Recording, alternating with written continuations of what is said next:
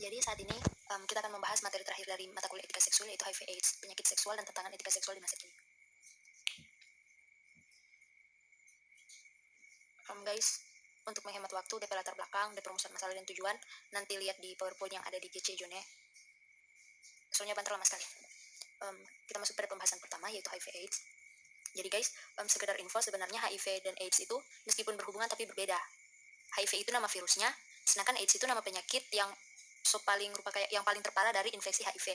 Nah, HIV itu singkatan dari Human Immunodeficiency Virus, yaitu sejenis virus yang menyerang sistem kekebalan tubuh manusia.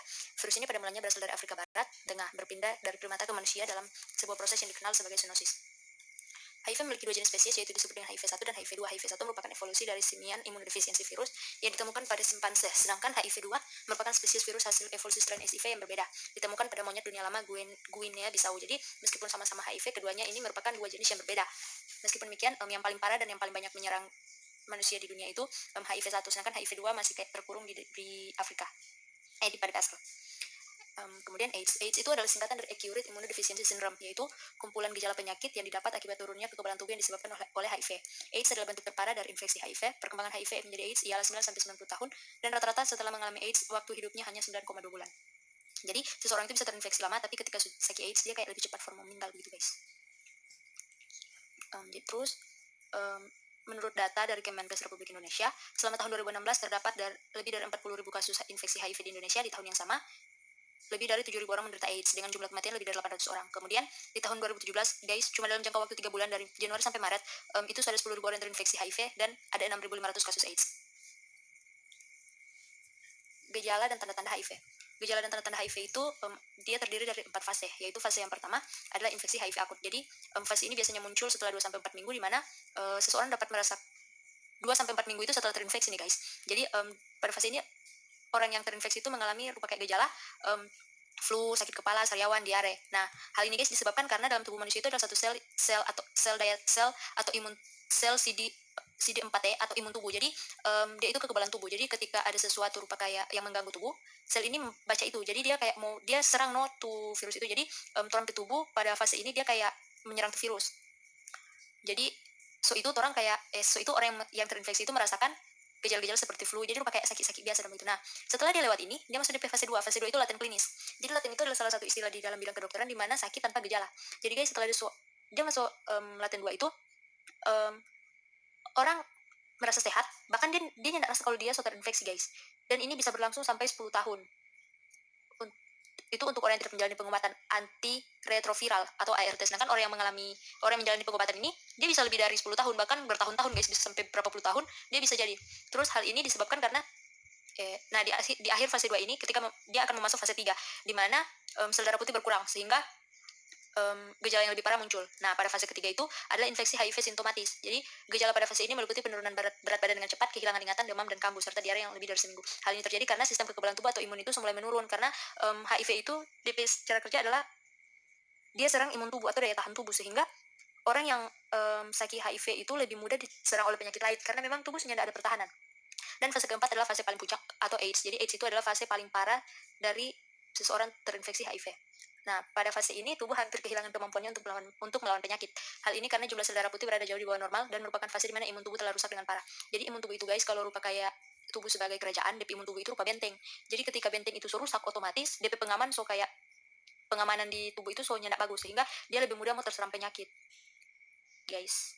Dan yang lebih parahnya lagi, ketika seseorang itu sampai di AIDS, itu kayak lebih dekat dengan kematian, karena kita tahu bersama bahwa AIDS itu tidak ada obat, dan DP proses pencegahan itu sebenarnya bukan kalau orang sudah terinfeksi bukan mau hilang dari penyakit, tapi orang cuma kayak mau kendalikan tuh DP virus supaya kayak lebih memperlambat DP fase sampai mau di AIDS, no guys. Nah, selanjutnya kita masuk pada penularan HIV. Jadi penularan HIV itu bisa bertular melalui hubungan seksual, apalagi anggota ganti pasangan. Kemudian penggunaan jarum suntik yang bergantian. Kemudian dari ibu yang sudah positif HIV kepada bayi, dan juga bayi dalam kandungan maupun bayi yang dia kayak disusui dong. Kemudian terkontaminasi HIV. Itu kayak transfusi darah itu yang sudah terkontaminasi HIV. Sedangkan HIV itu tidak ditularkan melalui kayak tinggal satu rumah dengan orang terinfeksi, itu tidak tertular. Makan bersama, berenang, berjabat tangan, gigitan nyamuk, berpelukan, dan berciuman. Jadi guys, kalau mau ada pesanan yang sudah HIV, cukup baku ciong. Kemudian kita masuk pada pencegahan. Kementerian Kesehatan Republik Indonesia menyarankan pencegahan HIV itu yang pertama adalah hindari perilaku berisiko seperti hubungan seksual atau menggunakan narkoba jarum suntik. Nah, bila sudah melakukan perilaku berisiko tersebut, segera lakukan tes HIV. Bila tes HIV negatif, lakukan perilaku aman untuk mencegah tertular HIV. Namun bila tes HIV positif, jalani hubungan seksual yang aman menggunakan kondom serta menghindari penggunaan jarum suntik bergantian.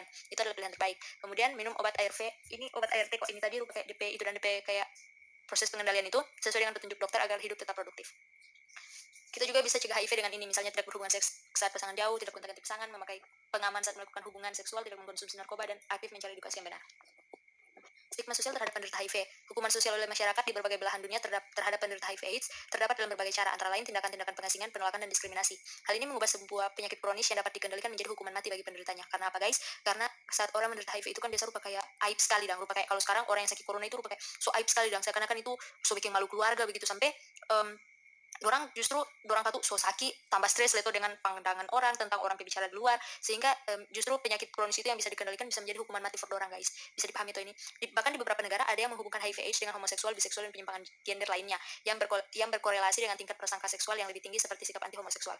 Jadi guys, kita itu harus peduli terhadap AIDS. Kita jauhi penyakitnya, tapi jangan orangnya. Nah, teman-teman, kemudian adalah penyakit menular seksual lainnya, itu seperti chlamydia, gonorrhea, HPV, trichomonasis, herpes genital, dan hepatitis. Nanti kita kirim di video saya sendiri.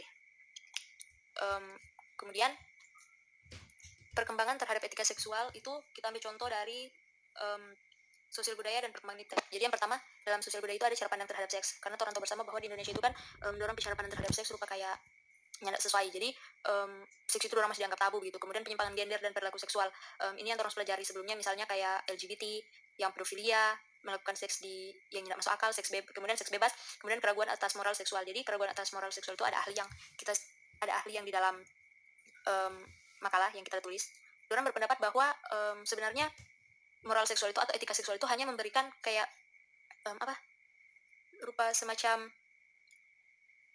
tunggu guys, batasan, cuma semacam batasan. Jadi dengan adanya etika seksual rupa kayak orang mau melakukan seksual itu sampai pada puncak. Misalnya kayak kalau teman-teman pernah nonton film 50 Shades kan, itu tuh cowok dia kalau mau melakukan hubungan seksual kayak lebih ke dia mesti pakai kekerasan for dia mau dapat DP rupa kayak kepuasan seksual. Dan sedangkan kan kalau hal begitu kan kayak nyandak sesuai dengan etika seksual tuh. Jadi rupa kayak orang beranggapan dengan adanya etika seksual rupa kayak memberikan batasan, sehingga ada orang yang nyandak bisa sampai pada kepuasan seksual, dan itu bisa menimbulkan masalah baru, sehingga dorang lebih ke liberalisasi seksual. Nah, liberalisasi seksual ini lebih kepada kebebasan seksual. Jadi apapun yang dorang mau backing ketika dorang berhubungan seksual, atau apapun yang dorang mau backing, misalnya segala sesuatu nyandak mau terfokus ke pada etika seksual. Dan karena menurut dorang perilaku seksual itu bebas, jadi bebas mau ebong begitu, bebas mau pakai kekerasan, itu bebas, no.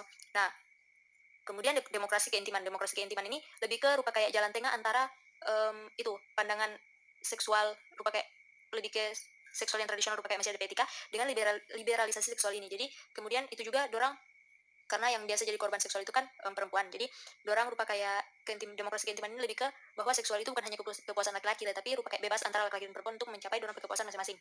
Dan kemudian seksual era global kan, era globalisasi itu lebih ke, maksudnya seksual era global ini lebih ke bagaimana orang-orang terbuka terhadap seksual. Karena kan rupa kayak globalisasi itu kan rupa kayak saling terbuka satu sama lain, rupa budaya satu sama lain saling kayak baku-baku masuk begitu. Jadi rupa kayak budaya yang mungkin dari luar yang nyandak sesuai dengan budaya Indonesia tentang dorang budaya seks begitu bisa dimasukkan ke Indonesia, dan rupa kayak Indonesia bersikap terbuka dan terhadap hal-hal seperti itu. Nah, kemudian perkembangan iptek kita ambil contoh 2, yaitu pornografi dan robot seks. Jadi seiring dengan perkembangan iptek rupa kayak kan sekarang internet sudah semakin maju, teknologi sudah lebih bagus, HP sudah lebih bagus, sudah lalot, akhirnya itu bisa dengan mudah orang-orang mau akses situs-situs pornografi yang ada di internet, termasuk anak-anak dan juga remaja nih guys. Kemudian robot seks.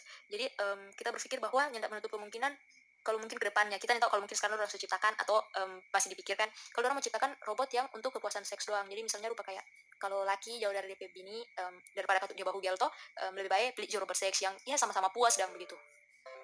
Puas par nyandak bahu gel dang. Nah, menghadapi tantangan tersebut, gereja, sekolah, masyarakat dan juga keluarga haruslah berperan penting dalam menghadapi tantangan etika seksual ini. Yang pertama, gereja dapat membangun komunitas rohani bagi remaja dan pemuda, mengadakan seminar terkait etika seksual, dan turut terlibat aktif dalam membantu orang tua maupun masyarakat dalam mengontrol kaum muda. Jadi seminar ini bukan cuma tentang anak muda ya, karena kan masalah seksual bukan cuma tentang anak muda toh, lebih itu juga bisa juga toh dengan orang tua, misalnya bagaimana orang kehidupan berumah tangga dan lain sebagainya. Kemudian lembaga-lembaga sekolah juga perlu mengadakan pendidikan seks. Jadi Menurut kita seharusnya pendidikan seks itu bukan nanti di SMA atau SMP yang saat belajar biologi di sistem reproduksi dan juga agama. Alangkah baiknya kalau seks itu diajarkan sejak dini, baik dimulai dari anak-anak. Misalnya ada teman DP cowok orang Amerika, dia pernah cerita apa DP cowok kalau orang sekarang sebentar belajar etika seksual. Guys, mau tahu DP cowok jawab apa? Dorang belajar etika seksual itu, dorang belajar apa yang dorang belajar sekarang itu dari dorang kayak kecil.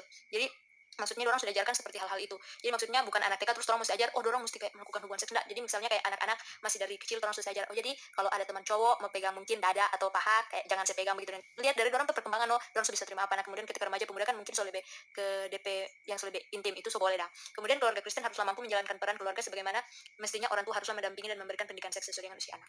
Demikian guys pembahasan.